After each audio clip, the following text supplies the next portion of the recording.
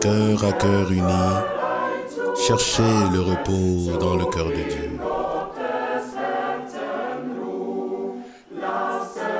Laissez vos flammes d'amour flamber vers le Sauveur. Il est la tête, nous sommes les membres. Il est la lumière, nous sommes l'éclat. Lui le maître, nous les frères, il est à nous et nous sommes à lui. Venez, oh venez, enfants de la grâce, et renouvelez votre alliance. Jurez à notre vainqueur, amour et fidélité du fond de votre cœur. Et si votre amour manque de solidité et de force, oh, implorez le secours de Jésus jusqu'à ce qu'il l'affermisse à nouveau. Oh précieux ami, unis les membres de ta famille qui te sont consacrés pour qu'ils s'unissent aussi cordialement que l'a voulu ta dernière volonté. Oui, unis dans la vérité que dont tu es toi-même la substance. Tout ce qui est illuminé l'est par ta clarté.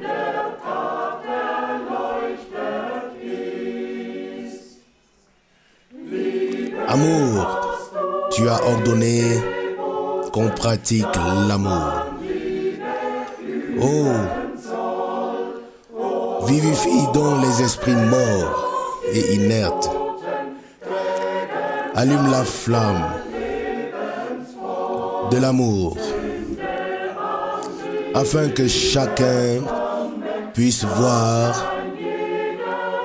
nous qui sommes d'une même tribu, debout pour un seul homme.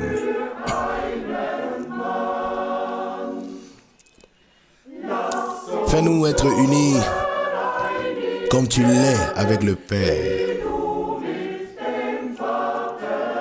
jusqu'à ce que déjà ici-bas, il n'y ait plus de membres séparés.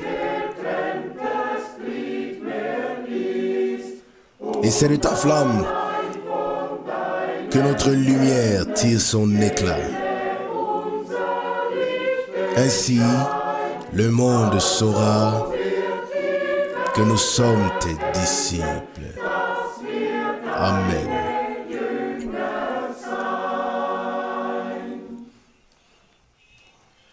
Oh, viens avec moi à Golgotha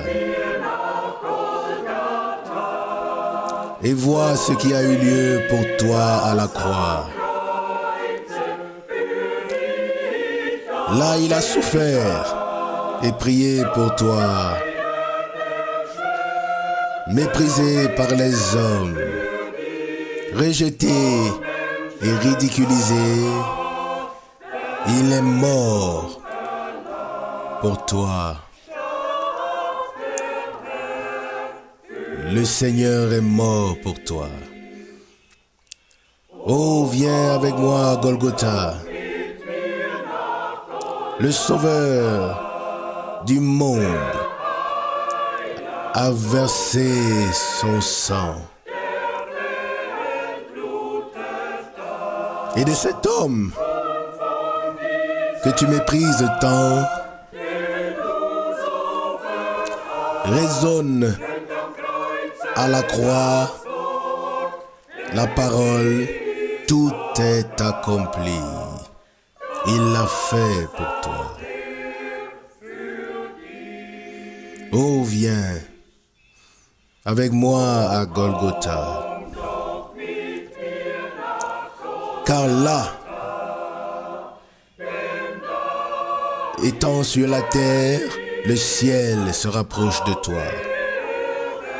Oh, vois, Jésus a pris sur lui tes péchés.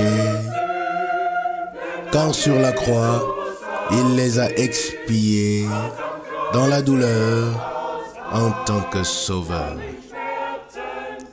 Il l'a fait pour toi.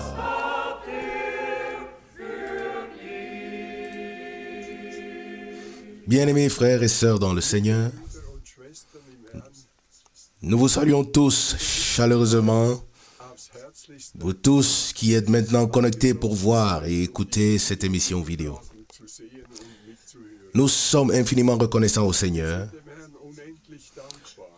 de ce qu'il nous a accordé cette grâce de croire en son prophète, de croire de tout cœur à son message pour ces derniers temps et d'avancer de manière imperturbable sur notre chemin avec le Seigneur. Tout cela, c'est simplement grâce. Nous n'avons rien fait pour cela, mais nous sommes heureux et reconnaissants que le Seigneur nous ait connus d'avance et qu'il a vu nos cœurs et qu'il a su que nous allions lui accorder la foi. C'est grâce, une grâce imméritée, que nous puissions croire de tout cœur ce qui nous a été donné. Je voudrais, avant que nous ne prions, lire une parole de psaume qui passe avec le temps dans lequel nous vivons. C'est le psaume 83. Psaume 83. Un cantique, un psaume d'Asaph. Verset 1. Verset 2. Ô Dieu, ne reste pas en retrait, ne reste pas dans le silence, ne reste pas tranquille, ô Dieu, car voici que tes ennemis se déchaînent et ceux qui te haïssent lèvent la tête haute. Verset 4. Ils complotent contre toi, ton peuple et se concertent contre tes protégés. Ils disent, venez, exterminons-les comme peuple. On ne se souviendra plus du nom d'Israël. Verset 6. Oui, ils ont délibéré d'un commun accord. Ils ont conclu une alliance contre toi. Les tentes d'Édom et les Ismaélites, Moab et les Agrites, Gébal, Ammon et Amalek, le peuple des Philistins et les habitants de Tyr. Verset 9. La Syrie aussi s'est jointe à eux. Elle a prêté son bras aux descendants de Lot. Verset 10. Traite-les comme autrefois avec Madian, comme avec Sisera, comme avec Yabin, au torrent de Kizon, qui périrent à Endor, fertilisant la terre avec leur corps. Traite tous leurs chefs comme Horeb et Sep, comme Zébak et Tsalmuna, qui avaient dit, conquérons pour nous les plaines de Dieu. Verset 14. Mon Dieu, rends-les semblables à des feuilles emportées par le vent, comme de la balle devant le vent, comme un feu qui dévore la forêt, comme des flammes qui brûlent les montagnes. Poursuis-les avec ta tempête et effraie-les de ta brise. Que la honte couvre leur visage, afin qu'ils cherchent ton nom, ô Seigneur. Qu'ils soient honteux et effrayés pour toujours. Qu'ils soient honteux et qu'ils disparaissent. Qu'ils sachent, qu'ils reconnaissent que toi, dont le nom est Seigneur, toi seul, tu es le Très-Haut sur toute la terre. Amen. Jusqu'ici, cette précieuse parole qui s'accorde absolument à notre temps.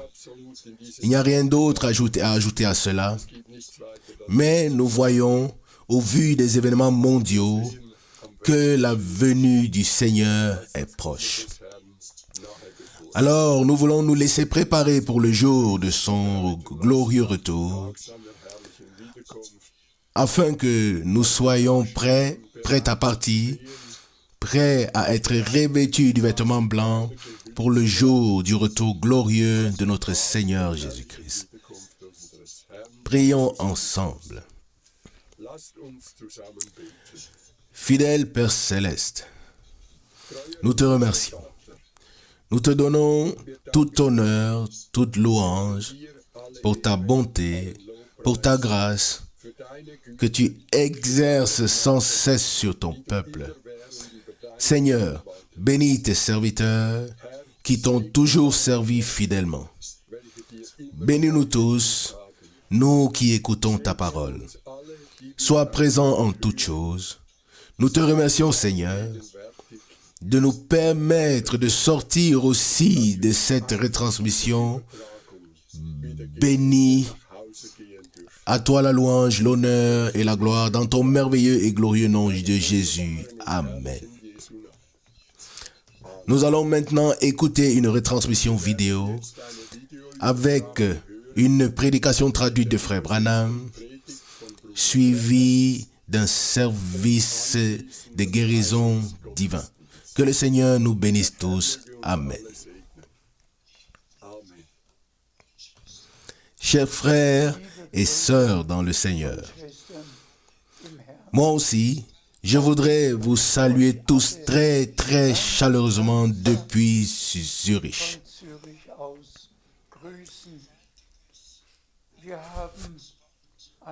Frère Scherer nous a lu une puissante parole d'introduction. Elle concerne Israël et ce qui se passe, ce qui s'y passe maintenant. Et si l'on ajoute à cela Sophonie chapitre 2 et Zacharie chapitre 12, que Jérusalem deviendra une pierre d'achoppement pour tous les peuples qui l'entourent, et tous se blesseront vraiment les mains. Mais nous ne pouvons pas nous étendre sur ce sujet aujourd'hui. Nous voyons la prophétie biblique s'accomplir devant nos yeux. Aujourd'hui, il s'agit de ce que nous, en tant qu'Église du Dieu vivant, nous écoutions la parole révélée et aussi que nous acceptions le ministère que Dieu a donné à Frère Branham et que nous ne passions pas à côté de cela. C'est pourquoi, juste quelques paroles avant la prédication et le service de guérison que nous allons écouter.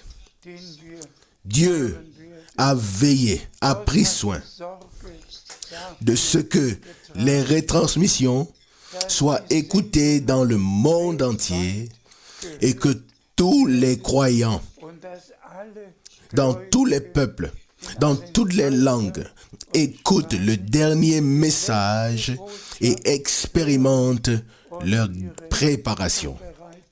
Encore une remarque.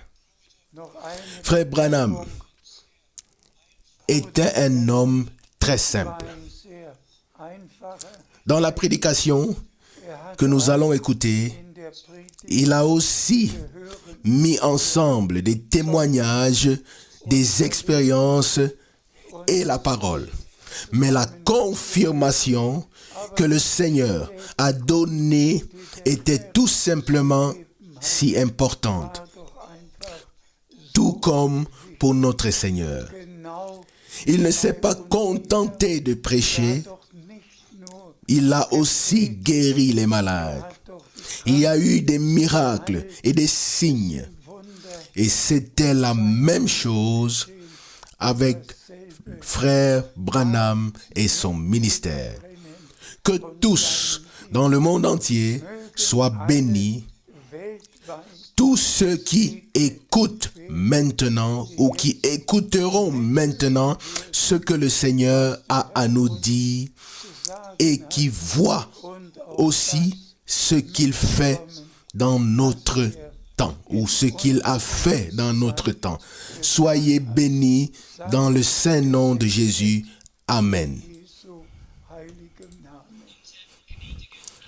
Notre Père céleste, nous te remercions ce soir pour Jésus, ton Fils, qui est venu sur la terre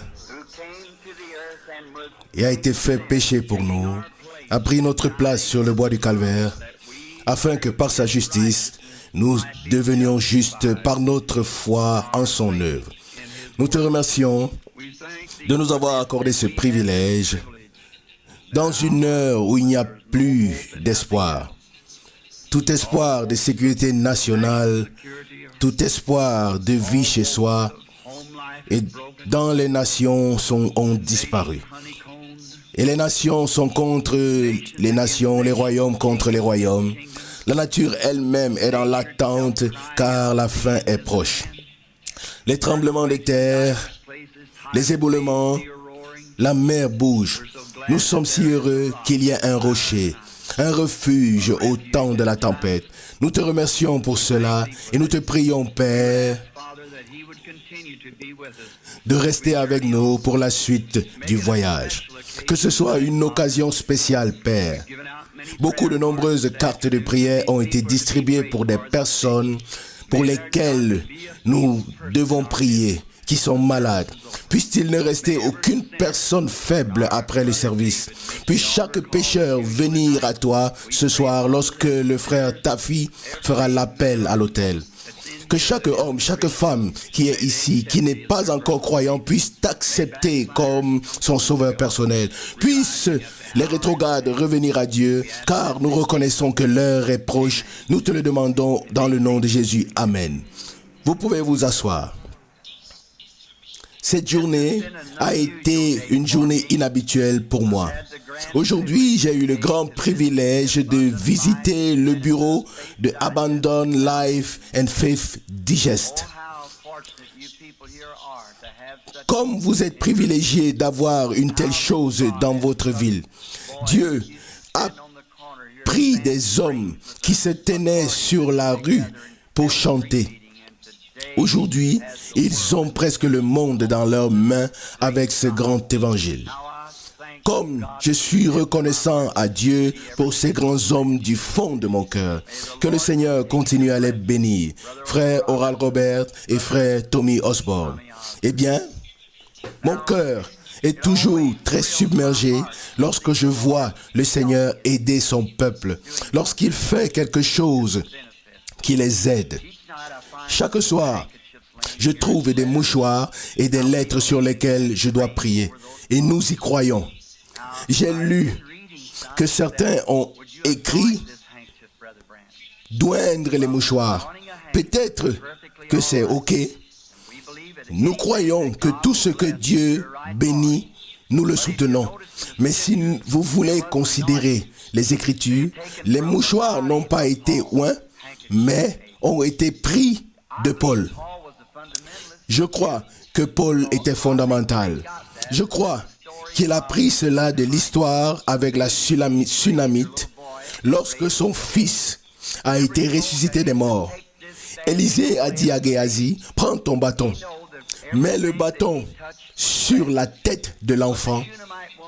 Il savait que tout ce qu'il avait touché était béni. Mais la foi de la femme n'était pas dans le bâton, mais dans le prophète. Et c'est pourquoi Élisée devait lui-même mettre son corps sur l'enfant. Nous avons un grand ministère, mais pas aussi grand que ses frères ici. Quand je suis arrivé ici, j'ai regardé Billy et j'ai dit, mon bureau va avoir l'air très petit à partir de maintenant. J'ai 2 machines à écrire dans une caravane. Et je pense qu'à partir de maintenant, cela va devenir très petit. Mais nous prions pour les mouchoirs et le Seigneur bénit partout et aide les hommes qui placent leur confiance en lui. Si vous ne recevez pas de mouchoirs dans cette réunion, vous pouvez m'écrire et je vais vous les envoyer.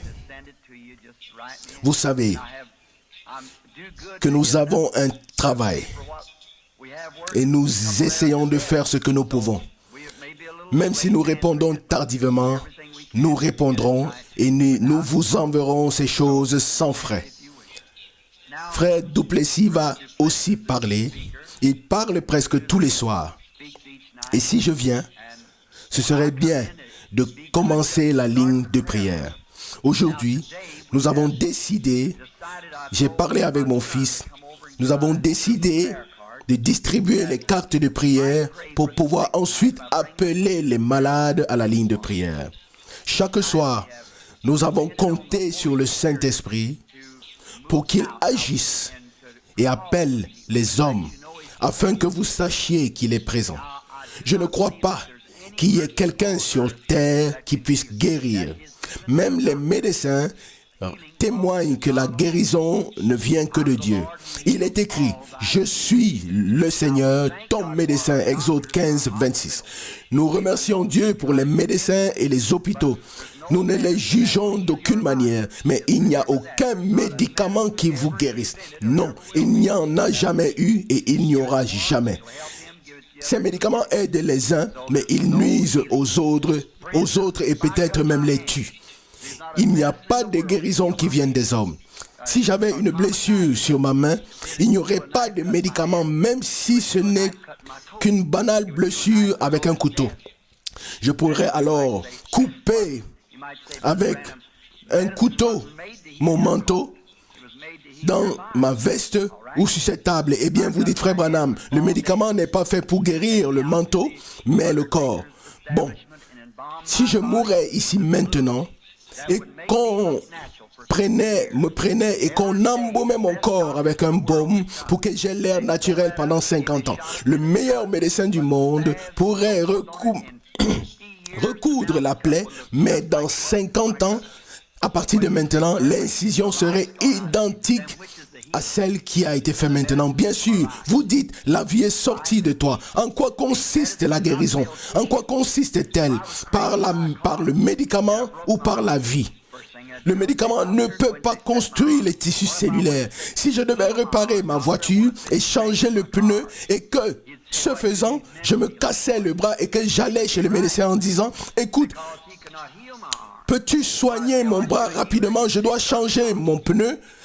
Alors il me dirait, monsieur, tu as besoin de guérison mentale. On ne pourrait pas lui dire, es-tu guérisseur? Il répondrait certainement pas. Il peut mettre le bras, mais c'est Dieu qui doit guérir. Dieu seul est le guérisseur qui existe. J'ai été interviewé par les frères Mayo et par d'autres grands médecins. Tous, y compris les frères Mayo, m'ont montré le signe sur lequel il était écrit « Nous ne prétendons pas être des guérisseurs. Il n'y a qu'un seul guérisseur, c'est Dieu. Et nous essayons de l'aider. » Quelqu'un m'a dit « Et la pénicilline, ça tue les germes, n'est-ce pas? » Bien sûr, il y a un peu. C'est un peu comme si vous aviez une maison pleine de rats qui rongent les trous partout. Le poison va tuer le rat, mais il ne peut pas reboucher les trous. C'est la même chose avec la pénicilline ou les autres drogues que l'on donne. Les germes sont tués, mais c'est Dieu qui doit donner la guérison. Toute guérison vient de Dieu. Soyez gentils avec Dieu, croyez Dieu et il prendra soin du reste. Nous prions pour les malades, mais nous ne les guérissons pas. J'ai vu des dizaines de milliers de fois, des milliers de personnes qui ont été guéries. 4 qui sont revenus d'entre les morts grâce à mon ministère, mais je n'ai jamais guéri personne. C'est leur foi dans l'œuvre achevée du Christ à Golgotha. Il était blessé à cause de nos péchés, frappé pour nos transgressions. C'est par ses meurtrissures que nous sommes guéris. Dans son œuvre accomplie, En cette œuvre est notre foi. Et c'est par elle que tout se passe. Tout d'abord, vous devez témoigner que vous croyez ce qu'il dit.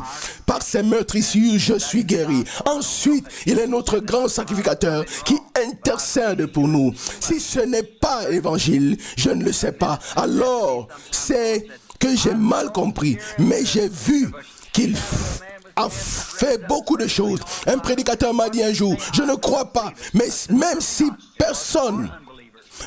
une personne qui n'est plus qu'une ombre et qui a le cancer est guérie, alors je ne le croyais toujours pas. Et je lui ai répondu, bien sûr que non, ce n'est pas destiné pour les non-croyants, mais seulement pour les croyants. Les croyants, les non-croyants ne le verront jamais. Il ne leur est pas destiné. Il n'est destiné qu'aux croyants, car tout est possible à celui qui croit. Nous, les Américains, nous avons presque trop de croyants juifs avec les traditions d'imposition des mains. Cela n'a jamais été pratiqué dans les pays païens. Si vous remarquez, c'est le sacrificateur Jairus qui est venu voir Jésus et lui a dit, « Viens, impose les mains sur ma fille afin qu'elle vive, car elle était malade, selon Marc 5,23. » Mais pour les Romains, les païens, le centenier a dit, je ne suis pas digne que tu viennes sous mon toit ou que tu entres dans ma maison, mais dis seulement une parole et mon serviteur sera guéri, selon Matthieu 8,8. En Afrique, nous avions une série de prières. Environ 3 ou 4 personnes sont venues dans cette ligne de prière à Durban, en Afrique du Sud, d'où vient notre frère Duplessis. Et là, nous avons eu 30 000 convertis après quelques instants qui ont accepté Jésus-Christ comme sauveur personnel. Frère Botsworth les a estimés à des milliers. Le vieux frère Botsworth, beaucoup le connaissaient. Je ne sais pas combien de milliers il a estimé. Des estropiés, des aveugles, des boiteux. Ils ont laissé leurs béquilles, leurs cannes, leurs brancards, tous parce qu'ils étaient guéris. Ils ont vu la réalité, ils ont cru et ont été guéris. Mais ici, chez nous, nous voulons toujours que les mains soient imposées. C'est ça, il vous sera fait selon votre foi. Nous sommes toujours heureux de prier pour les malades, mais le mieux, c'est quand la foi vient en écoutant la parole de Dieu. Si vous voulez bien écouter la prédication que nous allons avoir maintenant pendant 15 minutes ou plus, juste un exposé.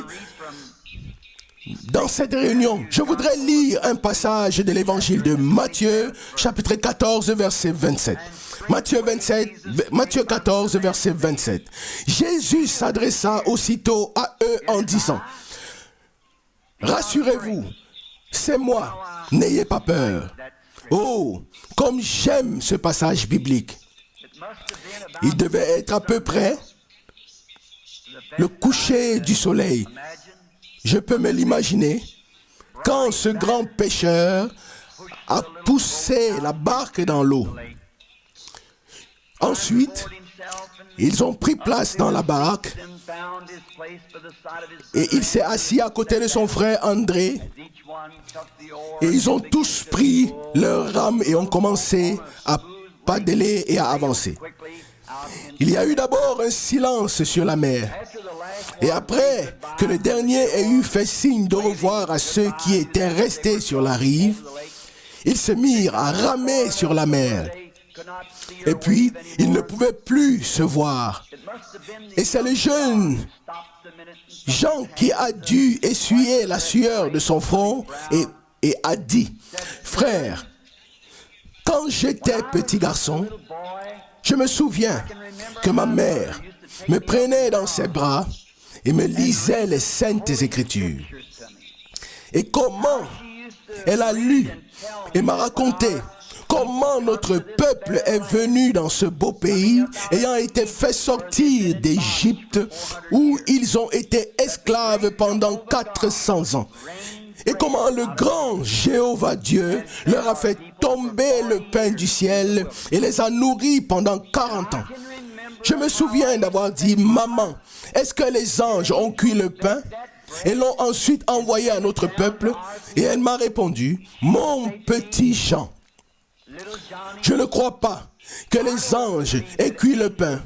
Je crois que Dieu, le grand créateur du ciel et de la terre, n'a fait que prononcer une parole et ainsi créer le pain pour nourrir notre peuple. Et maintenant, frère, quelle a été votre opinion lorsque vous avez vu cet après-midi-là qu'il a pris 5 pains et 2 poissons et a nourri 5000 hommes? Certainement, nous ne sommes pas tombés dans la fraude, comme le disent des hommes. Cet homme doit avoir un lien avec Dieu Jéhovah, car il peut créer du pain dans ses mains. Je ne pense pas qu'il a dit, cet homme doit être un faux prophète. Non, nous croyons que nous suivons le Fils de Dieu. Et je peux entendre Siméon, le grand pécheur, dire, bien sûr, c'est là que mon père et moi avons péché il y a quelques années.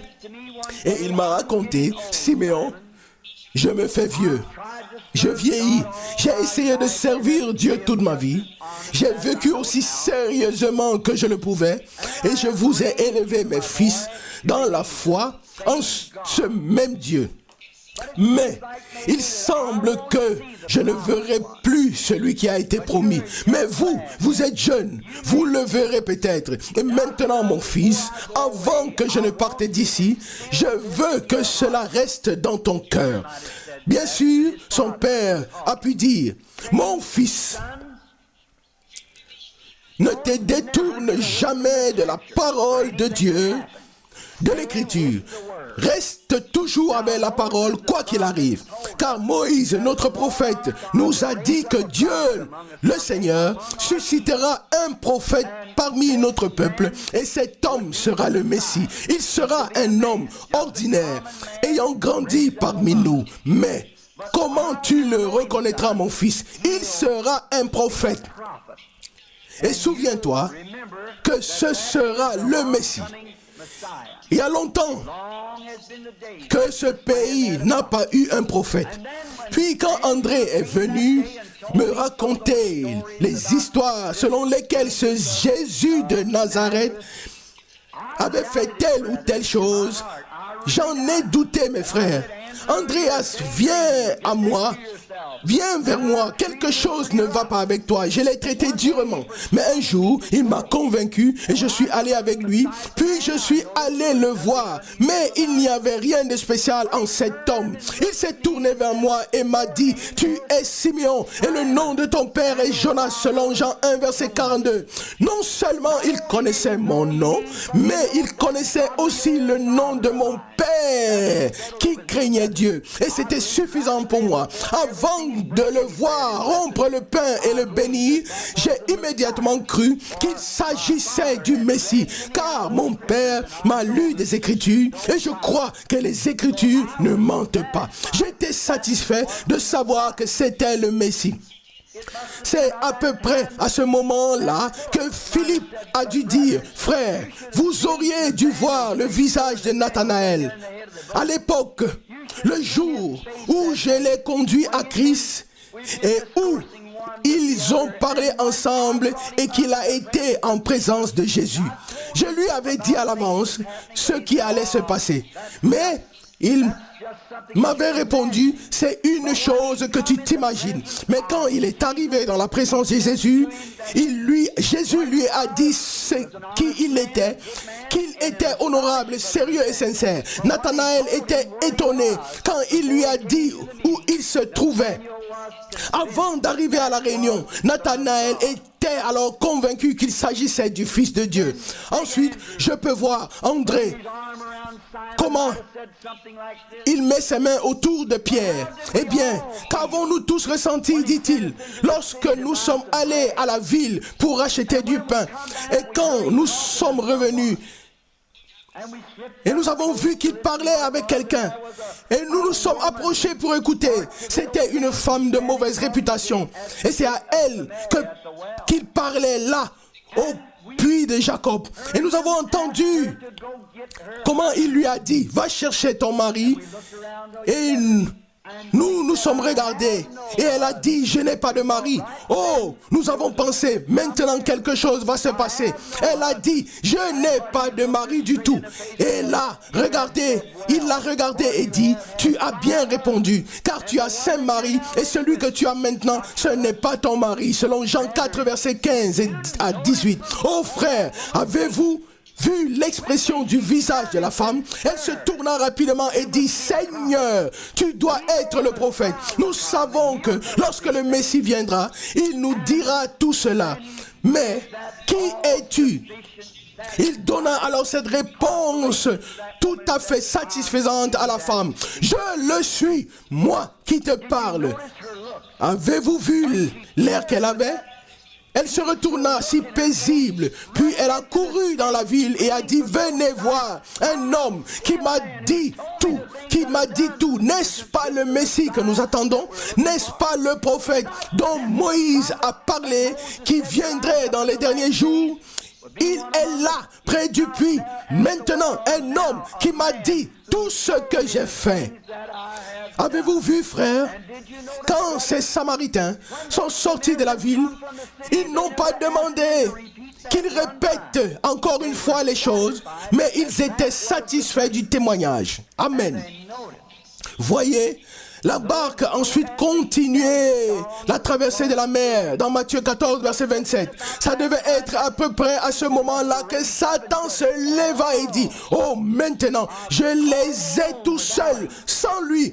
Maintenant, mon heure est venue de régler mes comptes avec eux, car ils ont chassé mes démons. Je vais maintenant en découdre avec eux. Ça c'est quand Satan règle ses comptes avec vous, quand il vous trouve sans Jésus.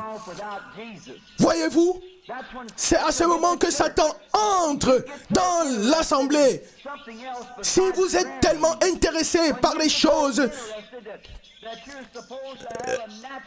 pas autre chose que des réunions de prière, quand vous êtes tellement intéressé par des croissances naturelles au lieu d'une croissance spirituelle, alors Satan entre en route, alors il vous attrape sans Jésus. Oh frère, c'est ma prière que l'Église se réveille pour les heures de prière qui durent toute la nuit et que les gens reviennent à une atmosphère spirituelle, une telle atmosphère qui est nécessaire pour faire entrer les enfants du royaume de Dieu. Cette atmosphère est nécessaire. Ce soir, alors que nous sommes assis ici, si nous avions la bonne atmosphère, tout le groupe ici serait rempli du Saint-Esprit. Chaque personne serait guérie. Tout dépend de l'atmosphère. Vous pouvez mettre un œuf de poule dans une couveuse, le poussin en sortira. Il s'agit de l'atmosphère. C'est l'atmosphère qui compte. Vous pouvez même mettre un œuf de poussin, un œuf de poule sous un animal quelconque, un chien. C'est l'atmosphère qui est nécessaire pour faire sortir le poussin. Nous n'avons pas besoin des statuts rigides, des philosophies ou des théologies. Nous avons besoin que l'Esprit de Dieu soit répandu nouvellement sur son peuple afin de créer une atmosphère spirituelle. Non pas que l'un dise je crois ceci ou cela. Alors il s'agit il est alors difficile pour l'Esprit d'agir. Vous savez qu'à la Pentecôte, le Saint-Esprit est d'abord descendu et là ils étaient réunis d'un commun d'accord. Puis il est venu du ciel un bruit puissant comme celui d'un vent. Voyez-vous, la bonne atmosphère était nécessaire. C'est ce dont nous avons besoin aujourd'hui, mes frères. L'Église devrait être à 1 million de kilomètres. Quand nous voyons ce qui s'est passé là-bas en Afrique, quand notre bien-aimé frère Billy Graham a été interpellé par cet hindou qui s'est élevé contre la parole de Dieu, cela montre que nous avons besoin d'une autre atmosphère que la théologie. Nous avons besoin de la puissance du Saint-Esprit parmi nous, des hommes qui sont prêts à se tenir sur ce que Dieu a dit et qui savent que c'est la vérité. Cette atmosphère dont nous avons besoin, c'est un grand jour de bien-être. Nous sommes tellement intéressés par le bien-être que nous avons omis l'essentiel. Nous sommes partis sans cette atmosphère. Nous ne devons pas faire cela. Il faut cette atmosphère. Le Christ, voyez-vous, n'était pas loin d'eux. Selon dans Matthieu 14, 27, ils savaient qu'ils auraient besoin de lui. Nous aussi, nous le savons ce soir. Nous le savons aujourd'hui. J'ai besoin de lui. Vous avez besoin de lui. Nous avons tous besoin de lui. J'ai besoin de lui J'ai besoin de lui. Vous avez besoin de lui. Voyez-vous, c'est une chose dont je ne serai jamais satisfait.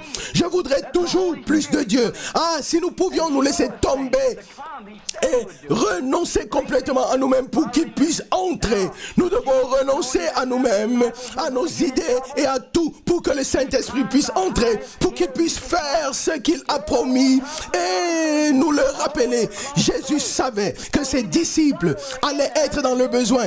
Il est monté là-haut sur la montagne afin de pouvoir voir la mer tout entière. Il savait qu'ils seront dans le besoin.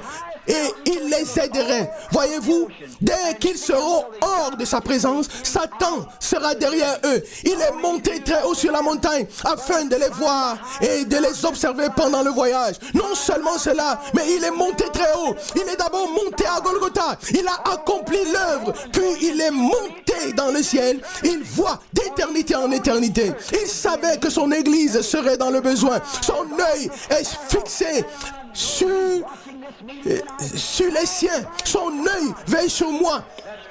Il cherche les gens qui ont la foi, qui ne doutent pas, qui sont poussés de toutes parts, mais qui croient Dieu en toute simplicité, qui acceptent sa parole et qui savent ce qu'il a dit est vrai.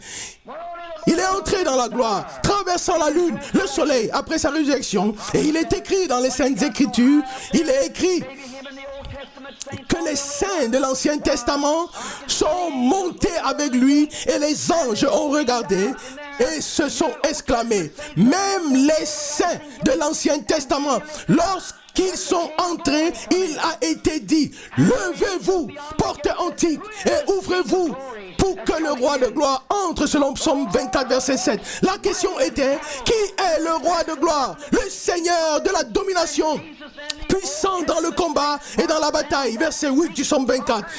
Ils avaient vaincu. Jésus et les saints de l'Ancien Testament entrèrent et marchèrent le long de cette route jusqu'au trône de la grâce. Voici le Père, voici Père. Et il dit, les voici Père, voici ce que tu m'as donné. Et il dit, assieds-toi à ma droite jusqu'à ce que je fasse de tout tes ennemis l'escabeau de tes pieds et que je remplisse mon peuple du Saint-Esprit. Voyez comme la vieille mère aigle, elle s'est assise en haut de la crevasse et elle a observé quand une tempête arrivait et elle descendit dans la vallée. Les petits avaient comme une Pentecôte là-bas en bas dans l'herbe. Ils étaient sortis de leur vieux nid et là ils jouaient comme des enfants. La mère aigle les laissait là-bas en bas et revint en haut du rocher. Les ailes mesuraient environ 14 pieds de large lorsqu'elles étaient déployées. Elle les observait, les surveillait de son œil perçant. Elle voyait à des kilomètres et des kilomètres. L'œil le plus perçant, l'œil est l'œil de l'aigle. Si un épervier essaye de suivre, cela ne serait pas possible. L'aigle est un oiseau spécial. Il a un œil spécial. Il peut voir où il se trouve. Dieu est comme un aigle. Jéhovah, il est assis sur le trône de gloire. Il veille sur ses enfants et s'assure qu'il ne leur arrive rien. Lorsqu'une tempête s'est levée, cette mère aigle s'est levée et a volé vers le bas, prenant ses petits sur ses aigles. Elle s'est ensuite soulevée en traversant la tempête et est repartie vers le rocher. J'ai attaché mon cheval, j'ai couru partout et j'ai loué en disant, son œil est fixé sur l'éperlan. Je sais qu'il veille sur moi. Un jour, il déploiera son aile et viendra nous chercher. Ah, je voudrais m'accrocher à la croix rugueuse jusqu'à ce que le Saint-Esprit vienne sur moi et nous emporte. Si vous êtes malade ce soir, recevez la promesse de Dieu et vous expérimenterez la puissance de la résurrection. Il vous prendra avec lui. Tout espoir était envolé. Peut-être que pour vous, les espoirs se sont envolés. Le médecin a dit, vous ne pouvez plus vivre. Peut-être vous pensez qu'il n'y a plus de grâce pour vous, que vous ne pouvez pas être sauvé. C'est faux. Tant que vous avez encore assez de Dieu pour venir à la réunion, il y a de l'espoir que vous soyez sauvés. Et tant que que vous avez assez de foi pour venir et qu'on prie pour vous, Dieu vous protégera et étendra ses ailes. Tenez ferme les promesses de Dieu et vous serez guéris. Dieu l'a promis, c'est ainsi qu'il a dit. Et maintenant, les tempêtes soufflent, ont souffert, ont soufflé, les éclairs ont traversé les ciels et le diable a répandu son venin. Et là, les disciples étaient sur la mer. Des dizaines de milliers de diables avaient juré, maintenant nous les tenons, maintenant nous allons les faire périr. Et si souvent dans l'église, il se passera quelque chose parmi les gens. Et nous les Américains, nous en faisons l'expérience. Ici on dit les jours des miracles sont terminés. Il n'y a plus de baptême du Saint-Esprit. C'est ce que disent les gens. Ils n'en savent pas plus. Moi je vous dis, Jésus-Christ est le même hier, aujourd'hui et pour l'éternité. Il reste le même. Mais lorsque les vagues arrivèrent et qu'ils furent dans une grande détresse, dans Matthieu 14, 27, ils levèrent les yeux et ils le virent s'avancer sur les eaux. Mais c'était triste, mes amis. Ils pensaient que c'était un fantôme. C'est ce qui se passe aujourd'hui dans l'église. Ils ont peur du seul espoir qu'ils ont, qui peut les sauver, qui peut les aider. Ils ont peur. Si Jésus pouvait venir dans cette réunion aujourd'hui sous une forme physique, il dirait la même chose qu'à l'époque dans Matthieu 14, verset 17. N'ayez pas peur, c'est moi, prenez courage. Je crois qu'il est maintenant ici. Je crois que son Esprit Saint est ici, car il se passe la même chose qu'il a fait en ce temps. Les mêmes choses, les mêmes fruits se manifestent comme en ce temps par son ministère. Ne soyez pas superstitieux, mais ayez confiance. Soyez unis et dites, Seigneur, je te remercie de nous avoir envoyé le Saint-Esprit. Nous le croyons et c'est toi. Nous t'acceptons, nous te croyons. Pas qu'il s'agisse du spiritisme ou d'une autre forme de hantise. Non, nous croyons que c'est toi, car tu nous l'as promis dans les Écritures. Nous sommes là pour t'accepter. Quand nous prierons pour vous, pas seulement moi, mais ce groupe de prédicateurs priera aussi. Ils sont partout. Ce n'est pas un seul qui prie, nous prions tous. Si j'étais malade et que je venais ici dans la ligne de prière, je voudrais que vous priez tous pour moi. Et si mon bébé, ou si ma femme, ou quelqu'un d'autre est malade, alors je voudrais que vous soyez tous sincèrement, que vous soyez tous sincères et que vous priez tous avec eux.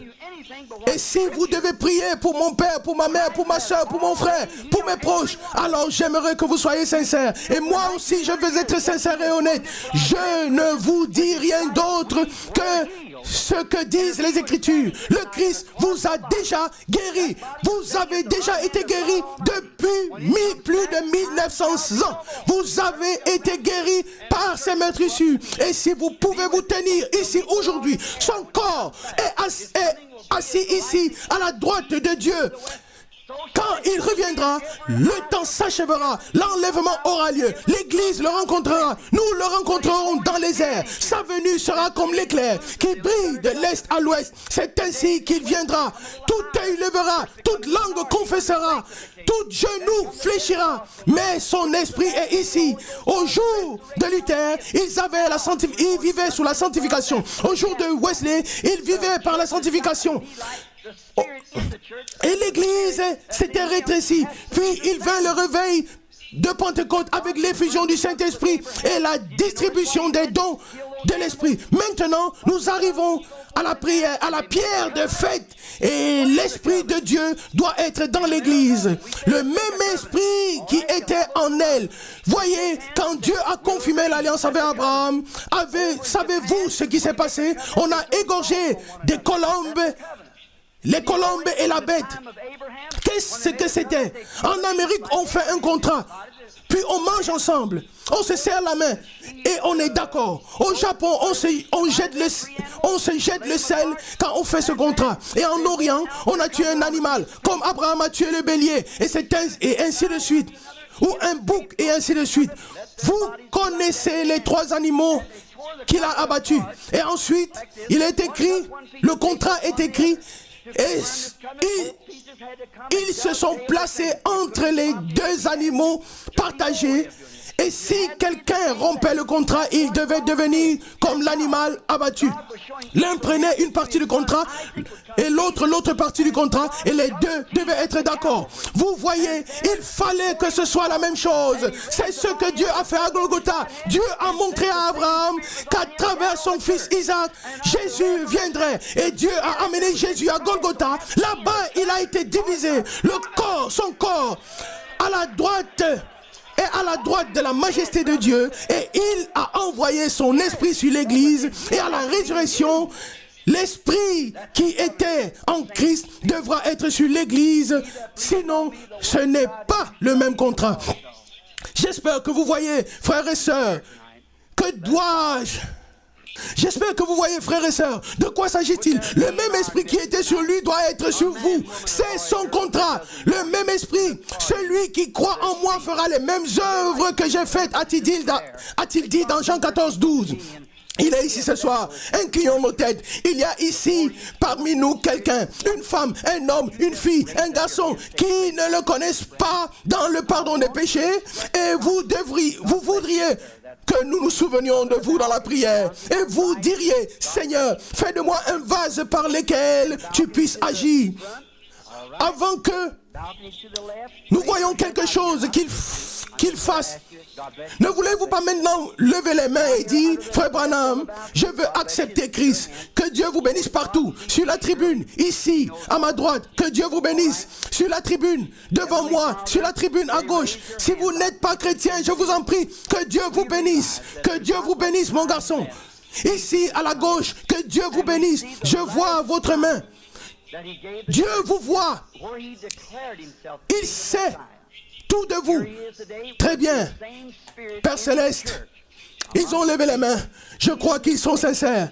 Nous savons qu'il ne reste plus beaucoup de temps. Jésus vient. Nous voyons le dernier signe qu'il a donné à l'Église. En se faisant connaître comme le Messie, avec le même esprit dans son Église, parmi son peuple, guérissant les malades, prédisant des choses qui arrivent et aussi des choses qui sont arrivées, et révélant les pensées du cœur. Jésus a reconnu, a discerné les pensées. Et maintenant, Père, nous voyons que la même chose s'est produite dans l'Église. Nous te prions, Père, de bénir tous ceux qui ont levé les mains. Accepte-les. Et qu'ils te reçoivent, Seigneur, comme leur sauveur et guérisseur personnel. Remplis-les de ton esprit afin qu'ils puissent mener une vie qui te soit vraiment dévouée en tant que chrétien. Nous te le demandons dans le nom de Jésus-Christ. Amen. Nous vous remercions pour les 20 minutes de prédication.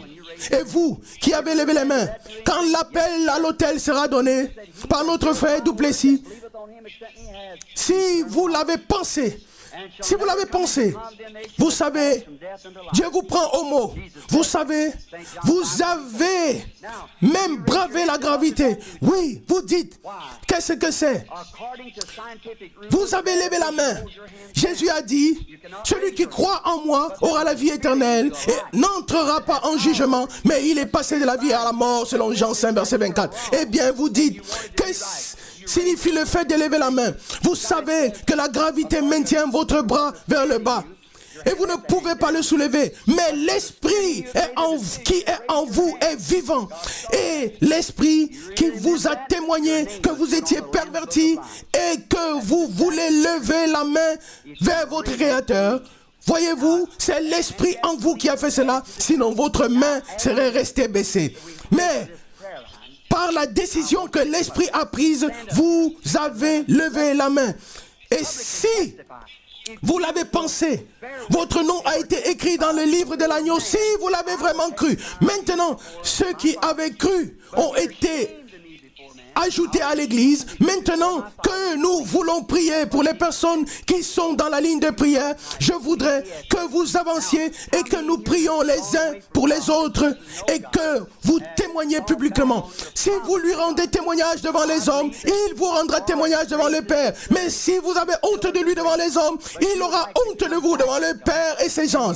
Venez, après la prière. Combien sont ici ceux qui se sont éloignés de Dieu?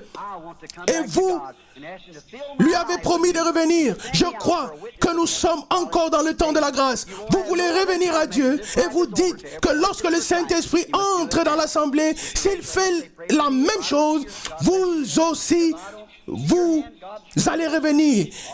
Et votre vie doit être nouvellement remplie. Vous voulez être à nouveau des témoins de sa grâce. Vous savez que c'est seulement dans cette vie que cela est possible. Pas plus tard. Que Dieu vous bénisse tous, vous qui voulez vous consacrer à nouveau au Seigneur. Je prie pour que Dieu vous le donne. Quelques cartes de prière. Quelques cartes de prière ont été distribuées. Mon fils dit que lui et Jean ont distribué 50 cartes cet après-midi avec un numéro, la lettre F et le numéro 1 jusqu'à 50 ont été distribués aux malades qui souhaitent la prière. S'il vous plaît, soyez dans la méditation, soyez silencieux jusqu'à l'appel de votre numéro qui a le F. Je vous ai rendu témoignage de la plus grande chose qui puisse être témoignée, à savoir que le Christ est vivant. Réfléchissez à ce que cela signifie pour votre âme. Qu'est-ce que cela signifie? Il y a des centaines de religions qui le nient dans le monde. Des bouddhistes, des gens qui croient Mohamed, et ainsi de suite. Je suppose que le frère Robert et le frère Tony Osborne qui sont présents, ils sont des missionnaires sur le champ de mission. Ils peuvent vous dire que les autres religions ont suffisamment de psychologie. Vous devez savoir de quoi vous parlez quand vous parlez. Eh bien, notre religion est la seule qui existe et qui peut prouver que son fondateur est ressuscité et vivant après 2000 ans, car sa vie vit dans l'église et c'est ce qu'il a promis. Eh bien, je me tiens ici et je fais cette déclaration qu'il se révèle. Et il y a ici plus de 1000 personnes ce soir. J'ai déjà eu à expérimenter cela avec 40, 100 et 200 000 personnes de plusieurs manières. Jamais il n'a échoué et il n'échouera jamais. Il est Dieu.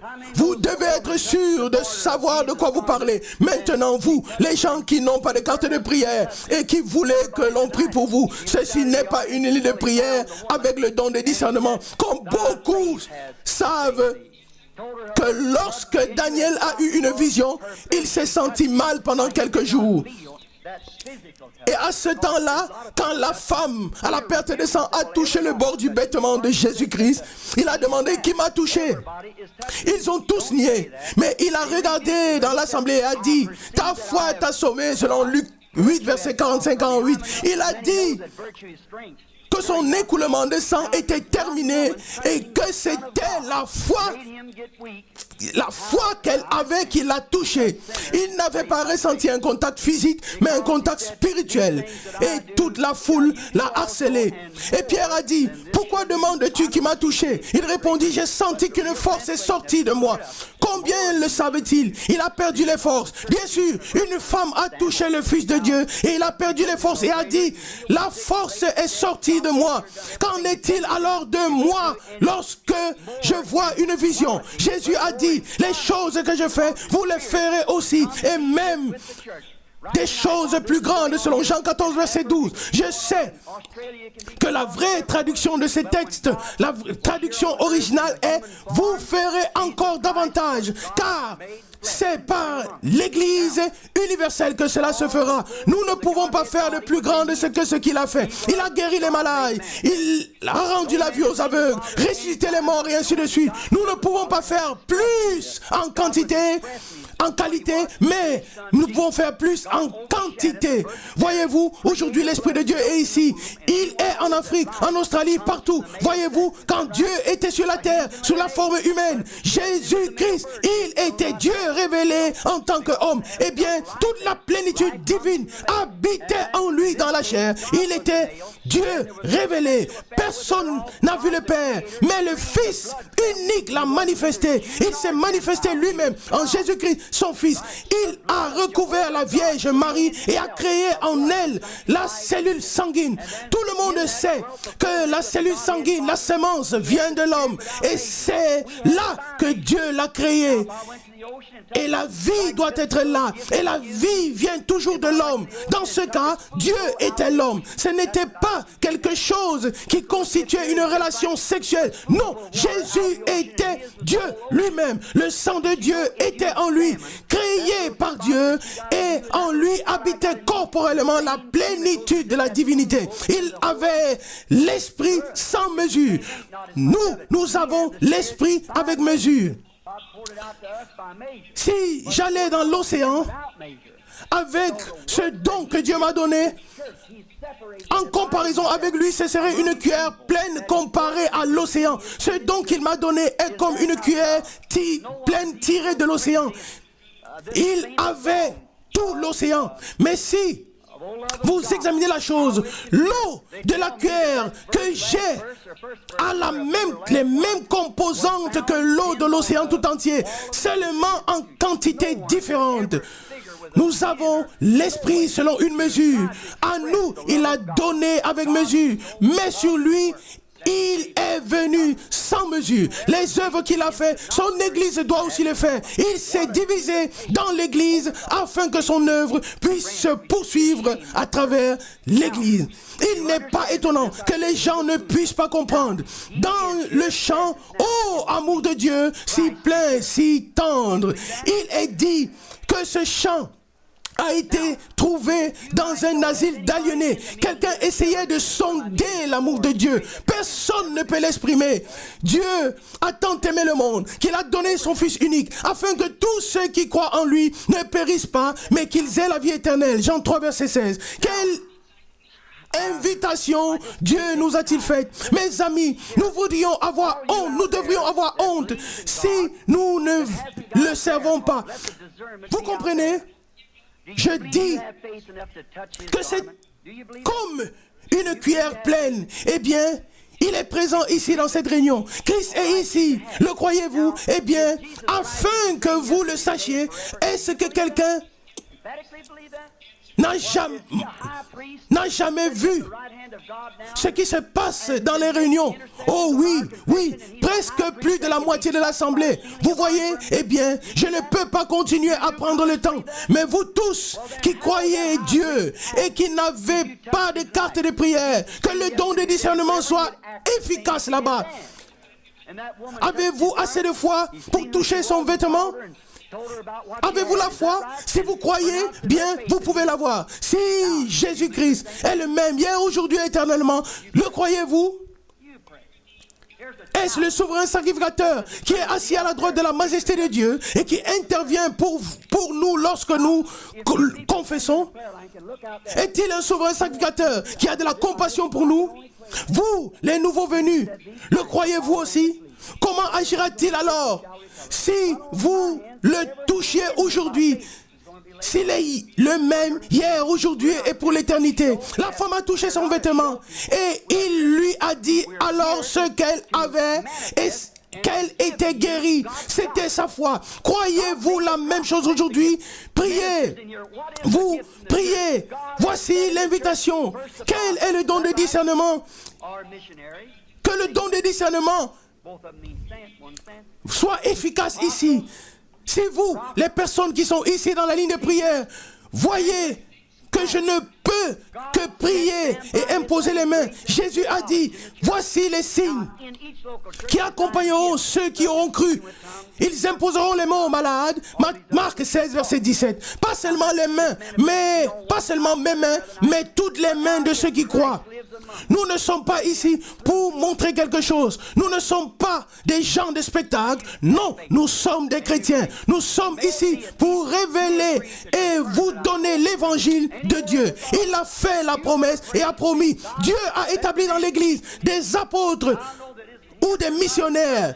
C'est le même terme et les deux signifient un envoyé. Il a établi les apôtres, les prophètes, les enseignants ou docteurs, les évangélistes, les pasteurs. Dieu les a établis dans sa grâce, selon sa préscience dans l'église. Dans chaque église locale, il y a 9 dons de l'esprit. Le parler en langue, les interprétations des langues et les prophéties et ainsi de suite. Vous avez été instruit à ce sujet. Voyez, quelqu'un peut avoir cela ce soir, puis quelqu'un d'autre encore.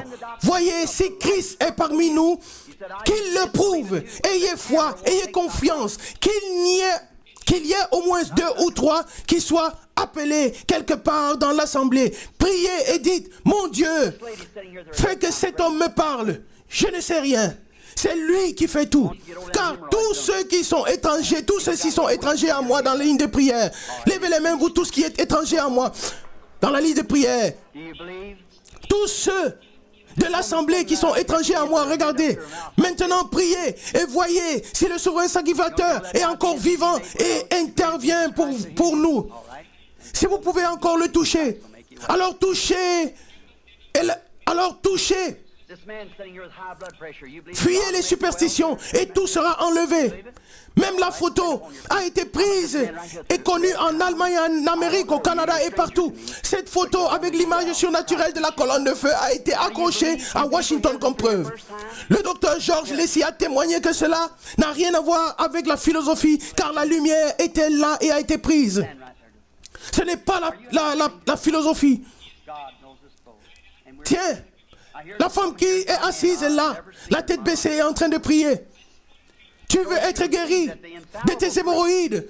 Tu as quelque chose sur la tête.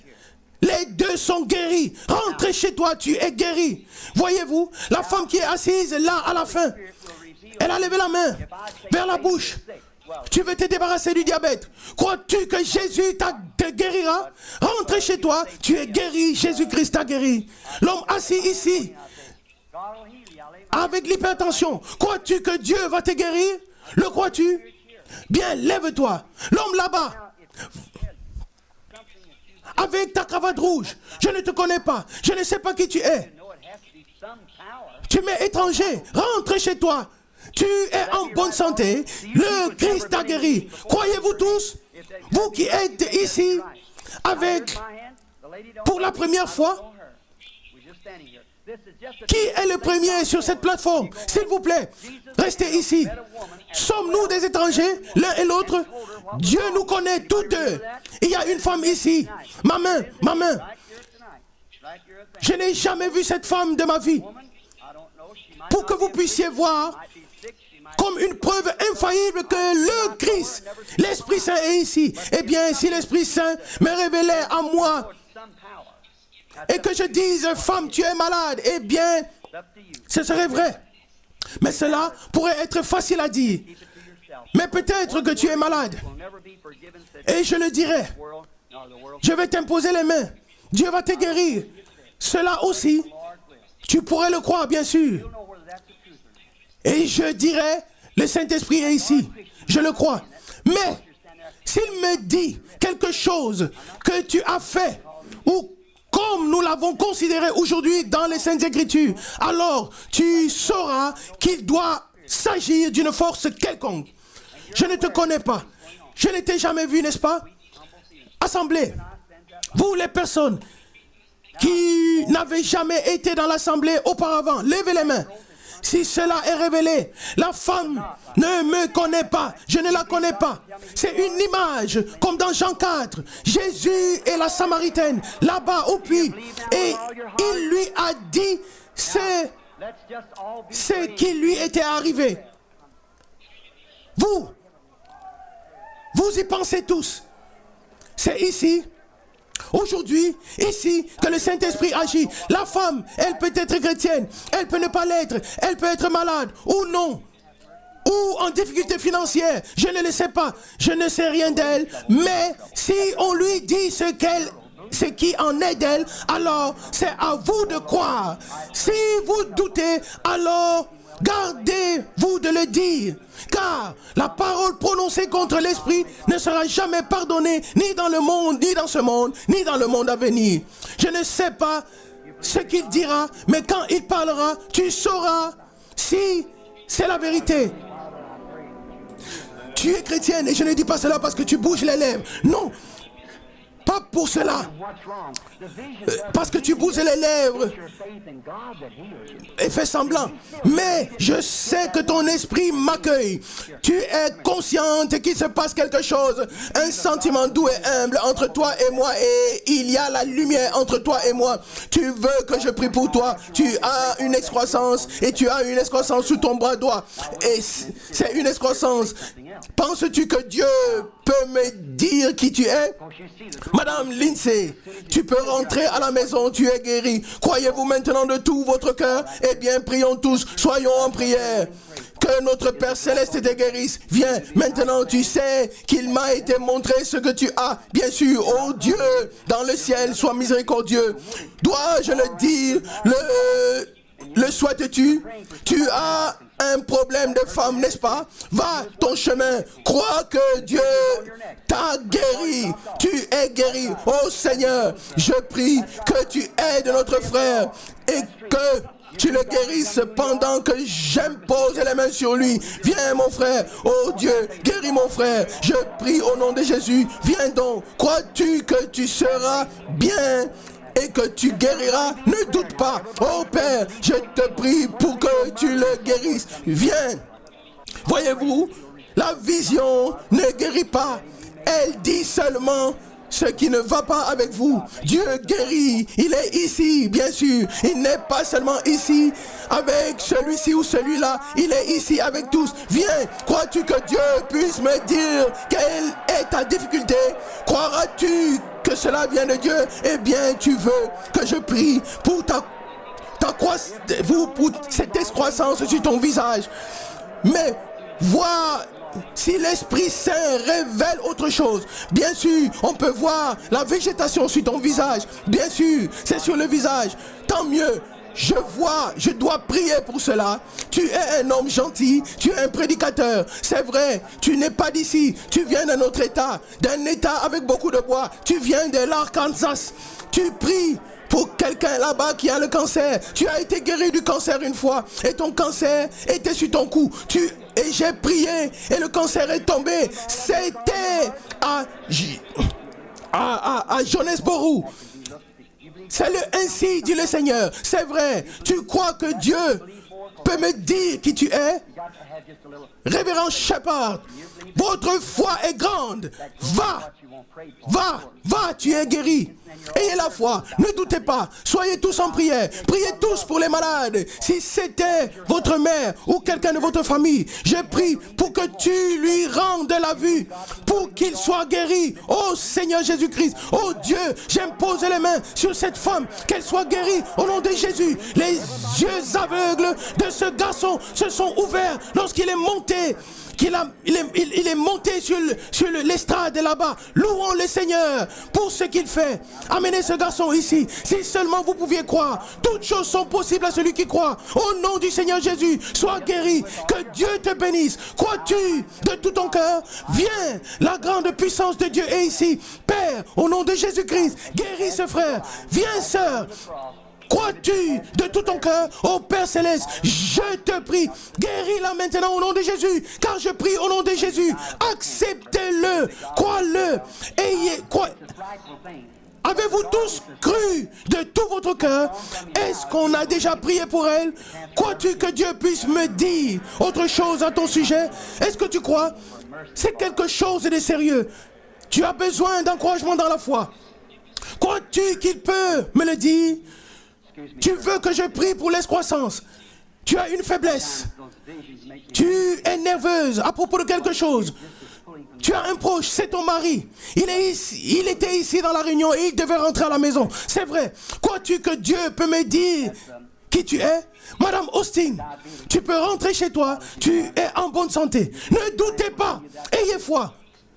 Croyez tous maintenant de tout votre cœur qu'elle reçoive sa guérison maintenant et que la malédiction la quitte au nom du Seigneur Jésus-Christ. Croyez tous, croyez de tout votre cœur. Notre bon Père Céleste bénit et guérit cette femme alors que vous traversez maintenant la ligne de prière comme si vous étiez au pied de la croix. Nous vous imposez les mains dans la prière. Père, bénis notre sœur puisqu'elle soit guérie au nom du Seigneur Jésus-Christ. avec le cancer, tu mourrais. Crois-tu que Dieu t'a guéri ou c'est quelque chose de puissant? Les ténèbres t'ont quitté. Si tu crois, le cancer ne te tuera plus jamais. Continue ton chemin avec joie. Viens, ma sœur. Nous demanderons la grâce et la miséricorde. Nous demandons la grâce et la miséricorde. Est-ce que c'est la personne? Excuse-moi, Seigneur, parce que quand je vois des visions, je ne sais pas exactement. Je faiblis. Est-ce que tu crois? C'est très bien. Le diabète t'a donné du fil à retordre. Crois-tu que le Christ va te guérir? Tu as une dépendance que tu dois abandonner. C'est la cigarette et quelque chose d'autre. Tu as besoin de Jésus comme sauveur personnel. Il y a des ténèbres autour de toi. Tu n'es pas encore chrétien. L'accepteras-tu maintenant comme ton sauveur? Bien, Monsieur Perry, c'est ton nom. Tu es sauvé maintenant. Christ pardonne tes péchés, guéris tes maladies. Marche joyeusement sur ta route. Croyez-vous de tout votre cœur? Croyez-vous? Je me demande, toutes ces personnes qui ont levé les mains il y a quelques minutes, ne voulez-vous pas venir ici, vous placer ici et venir ici en présence de l'Esprit? Ne voulez-vous pas venir pendant que nous chantons un cantique? Vous tous qui avez besoin de Christ, ne voulez-vous pas venir maintenant et l'accepter comme sauveur personnel? Venez dans sa présence. Jamais vous ne serez plus près de lui. Mais, mes amis, j'espère que vous ne pensez pas que je sois un fanatique. Je vous dis la vérité. L'Esprit de Dieu est dans l'assemblée. Vous le savez. Sans doute. Nous allons le chanter. Oh, je l'aime. Pendant que nous le chantons, oh, je l'aime. Venez. S'il vous plaît. Venez, même sur la tribune, descendez. Mettez-vous dans les rangs ici. Que les gens sachent que vous l'avez voulu et que vous l'accueillez. Venez maintenant, s'il vous plaît. Et restez avec moi encore quelques instants. Nous chantons « Oh, je l'aime ». Mes amis, je vous prie, venez.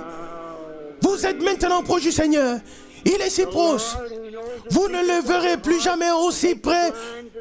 Si ce n'est le jour où nous le rencontrerons, je suis votre frère.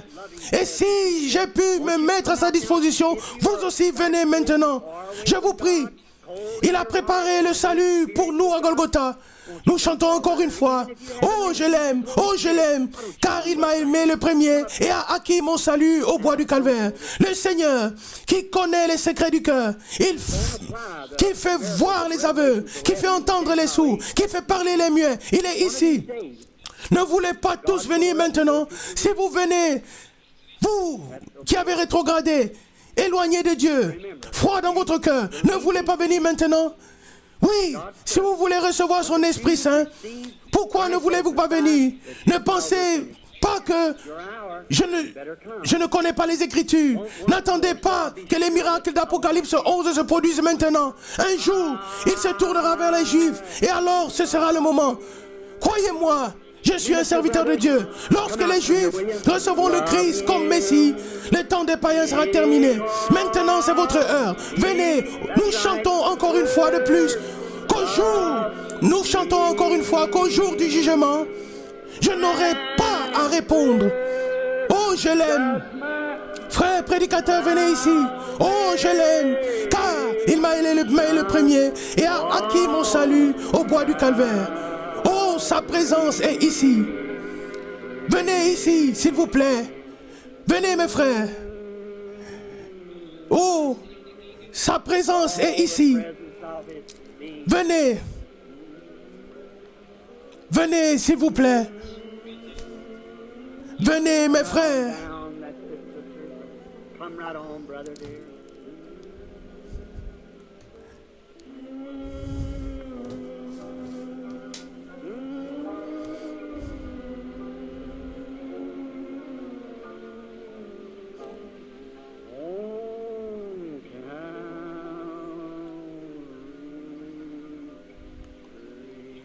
Père Céleste, nous t'amenons maintenant au nom de ton Fils, notre Seigneur Jésus-Christ, Ces personnes qui se sont tenues ici devant l'Assemblée, ils ont des souffrances à cause de leurs péchés et ils sont la victoire de cette réunion. Nous les amenons dans ta présence. Il est écrit, « Nul ne peut venir à moi si le Père ne l'attire premièrement » selon Jean 6, 44. Il est également écrit, « Tous ceux que le Père m'a donné viendront à moi » Jean 6, 37. Quel peuple privilégié ils sont ce soir, car ils savent que le Dieu Tout-Puissant les a attirés vers son Fils Jésus. Ils sont des offrandes d'amour que Dieu présente à son Fils, son peuple. Personne ne peut les arracher de sa main, a dit Jésus. Ils y sont en sécurité et protégés. Ils viennent parce qu'ils sont convaincus par ton esprit. Le Saint-Esprit les conduit dans ta présence. Ils sont convaincus qu'ils étaient perdus et qu'ils viennent maintenant à toi pour recevoir la vie éternelle. Il est écrit, tous ceux qui croient reçoivent la vie éternelle. Tu as dit que tu les ressusciteras au dernier jour. Et la chaleur du soleil a atteint la terre. La vie cachée des fleurs se manifeste. Voyez-vous, aucun scientifique ne pouvait trouver le germe de la vie. Mais la bonne atmosphère fait jaillir la vie de la fleur. Et elle se manifeste partout. C'est ce que fait le soleil qui fait pénétrer la vie, qui fait naître la vie végétale. Un jour, le Fils de Dieu viendra et les gens qui se tiennent ici ce soir devant cette assemblée, devant ton serviteur et ses prédicateurs, maintenant, ils se tiennent ici pour recevoir, accepter la vie éternelle. Un jour, peut-être, ils retourneront à la poussière. Peut-être que le tombeau dans lequel ils seront, là-bas, une pierre sera érigée, mais la vie éternelle leur a été accordée pour toujours. Jésus les appellera. Ils te sont donnés, ô Dieu, qu'ils vivent une longue vie sur terre, remplie de joie, qu'ils trouvent une bonne assemblée et qu'ils y accomplissent leur devoir jusqu'à ce que la mort les libère ou les emporte. Seigneur, accorde-le qu'il t'appartienne au nom de Jésus. Vous qui êtes venus pour vous repentir, croyez-vous maintenant, l'avez-vous tous accepté comme sauveur personnel? Tout ce que vous pouvez faire, vous devez regretter et avoir mal pour vos péchés. Voulez-vous croire maintenant? Avez-vous maintenant pris la décision d'abandonner votre péché et d'accepter Jésus-Christ? Merci, que Dieu le Seigneur vous bénisse. Vous, frères prédicateurs, venez autour d'eux, posez les mains sur eux et nous prierons pour qu'ils reçoivent le baptême du Saint-Esprit là où ils se trouvent maintenant. Venez maintenant tout autour, partout et imposez les mains sur eux, que nous puissions prier pour eux afin qu'ils reçoivent le baptême du Saint-Esprit. Que le reste de l'assemblée incline la tête pour la prière. Bien-aimés frères et sœurs, maintenant nous avons écouté la prédication et aussi le service divin de guérison. Et nous remercions Dieu, le Seigneur, d'avoir reconnu le temps et l'heure, le messager et le message, et d'avoir tout reçu et accepté dans la foi. Soyez bénis dans tous les peuples, toutes les langues, et en particulier tous les frères qui servent. Ne dites que ce que Dieu a dit dans sa parole et laissez tout le reste à Dieu. Soyez bénis dans le saint nom de Jésus. Amen. Amen. Oh, qu'il est bon de savoir, Jésus-Christ, il est à moi. Celui qui a déchiré la lettre de condamnation est tout pour moi. Près de Jésus, près de Jésus.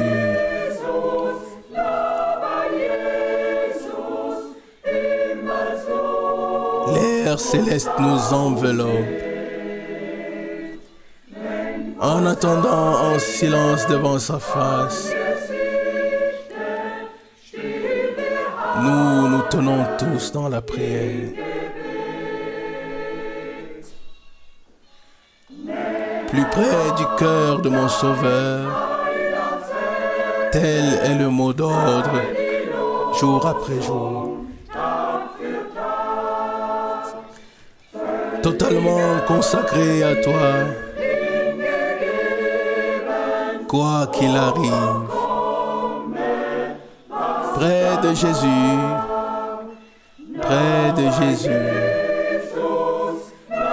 l'air céleste nous enveloppe. En attendant, en silence devant sa face, nous nous tenons tous dans la prière.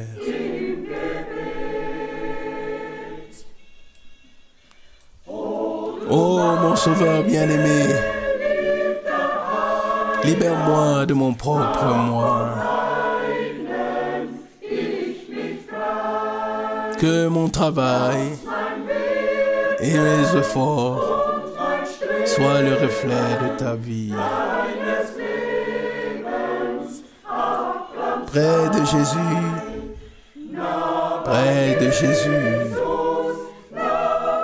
l'air céleste nous enveloppe.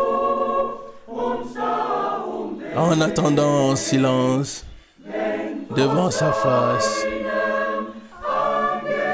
nous nous tenons dans la prière.